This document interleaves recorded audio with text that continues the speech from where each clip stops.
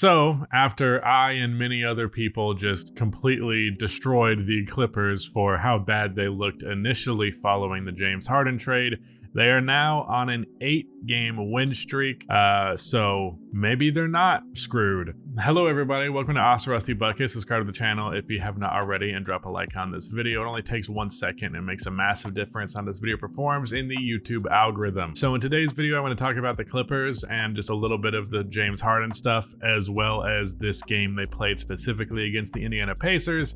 After that, I'm going to discuss a little bit of Luka Doncic. Let's talk about this Pacers-Clippers game first and foremost before we talk about the overall what this means for LA. They destroyed the Indiana Pacers pretty much. It was a 20-point game basically by the third quarter, roughly around there. But of course, with Indiana being the crazy offensive team that they are, you don't really necessarily feel all that secure with a 20-point lead against them. However, James Harden decided to go off in that fourth quarter to just completely put them away.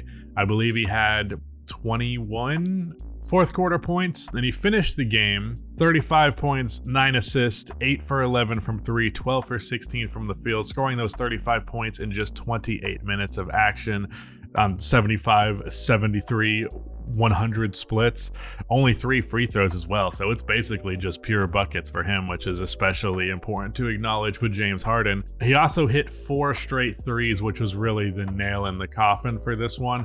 The last one, of course, being an and one 3-pointer where he proceeded to do snow angels after the shot went in. So that was really interesting. On the Pacers end of things, Benedict Mathurin was awesome. However, that did not make up for the fact that Tyrese Halliburton very much was not. In fact, Tyrese scored less points than anybody who played 10 or more minutes. The only person who scored less than him was James Johnson in the 6 minutes that he played.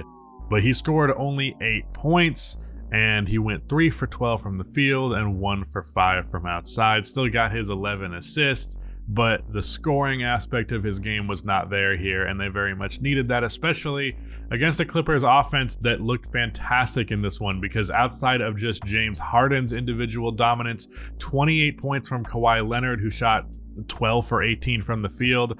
Paul George wasn't as efficient from the field, but shot 5 for 11 from outside, scoring 27 points. And you also got 19 points from Norman Powell, 18 points and 16 rebounds, 4 of which were offensive from Zubats. Just overall, everybody came to play in this one. The offense felt so smooth. It felt like everybody knew where to be. And obviously, they're playing Indiana, and Indiana is one of the worst defenses in the entire NBA. I believe bottom 3. That obviously gives you room to work on your offense and all that. But I'm telling you, like, the flow of the offense is something that I felt like can be translated. The offense in general has been very good for them on this win streak, as you may imagine. And I also feel like the defense, while this game was not necessarily the best example of it, I don't remember which Clippers game it was recently, but it was during this streak that I watched that Russell Westbrook and James Harden were both playing phenomenal defense, and I actually acknowledged Russ's specific defense, how good his defense was when I did the video talking about the 5-game losing streak after the initial trade. I also complained that Kawhi and Paul George didn't really feel like they were bringing it to the table defensively, which is obviously not what you want out of your best defensive players. But since then, I feel like as a whole, just the team has been in unison and an understanding of each other on both ends of the floor. And that was really the biggest issue I had with them early. And I guess the biggest issue that they did have was there was just no synergy with this roster. I kept saying it felt like a collection of players rather than an actual team. Not even necessarily because the skill sets were clashing. It wasn't as though they were just in each other's way. It just wasn't working. However, it's very much working now. I did say that they needed some time to get ready and understand how to play around James Harden, but they really have figured it out even faster than I anticipated. I expected them to get to a point of being as good as they are now. You know, I did, whether it was the main channel video or the second channel videos up to it, just talk about they definitely can get to this point. I just didn't think they would get to this point this fast. I didn't think they would solve those problems this fast. I did not think they would look this dominant this fast, because frankly, there's a lot of debate about who the second best team in the Western Conference is. Like, pretty much everybody's going Nuggets at number one, anybody who's reasonable, even though they haven't looked amazing of late. Either way, you're going with the Nuggets at 1, but after that, it's kind of up in the air. A lot of people think the Suns. I definitely don't think it's them. I have been leaning the Mavericks, but I'm kind of starting to feel like it might be the Clippers, because this win streak feels legitimate. I think they're a good team, and I've liked the fit a lot. I especially think just moving Russell Westbrook to the bench, it's obviously a little disappointing, especially for Russell Westbrook fans, that like he's playing 17 minutes now. Not amazing. However, at the same time, this is the version of him that can contribute the most, be that spark of energy, come in and be like a solid offensive threat, good playmaker. He got 10 points, 5 assists, and 4 rebounds in just those 17 minutes, and shot 4 for 6. That's quite good. Quite good.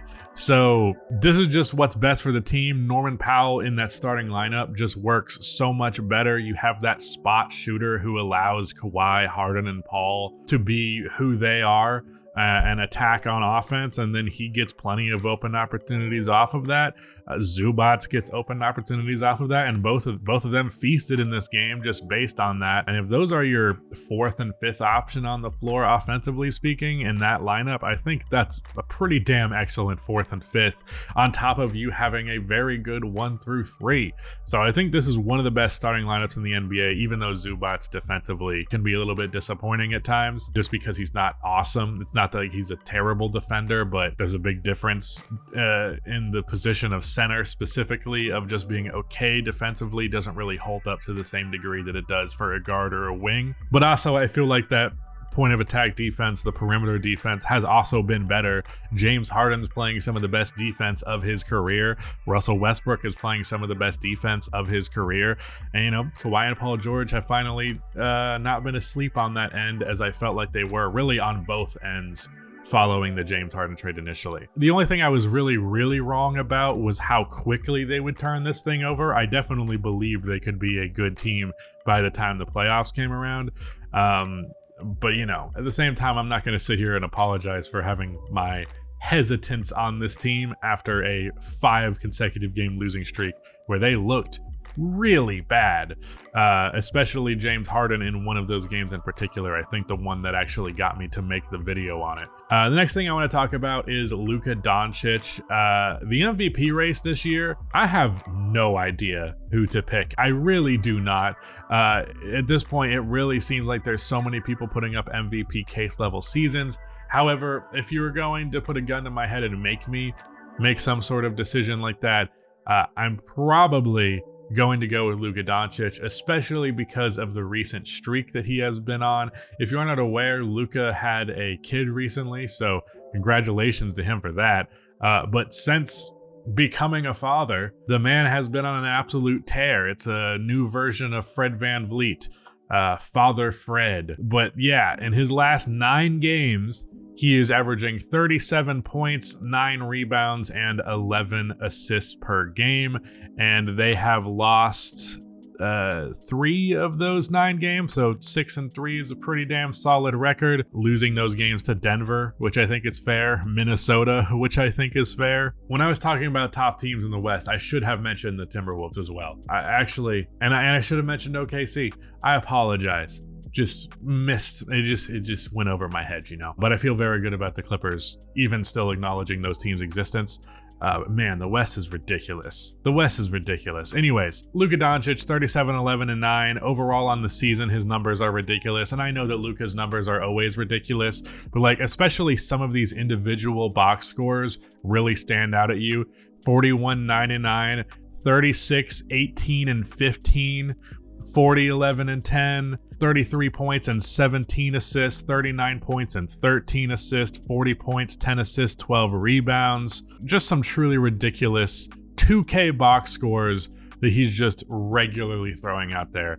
One of the most ridiculous statistical players I have ever seen in my entire life, and he's been even more ridiculous as of late. And on top of that, the Dallas Mavericks are quite good. I know that they're the 5th seed right now, so there's room to go up, but also I don't actually know specifically what the standings look like in terms of wins. Let me check. Yeah, they're basically like right next to being the 3rd seed, right next to being the 2nd seed even. It's a matter of like a 7% win percentage, so that's just a game or two. So, that's it. Bye.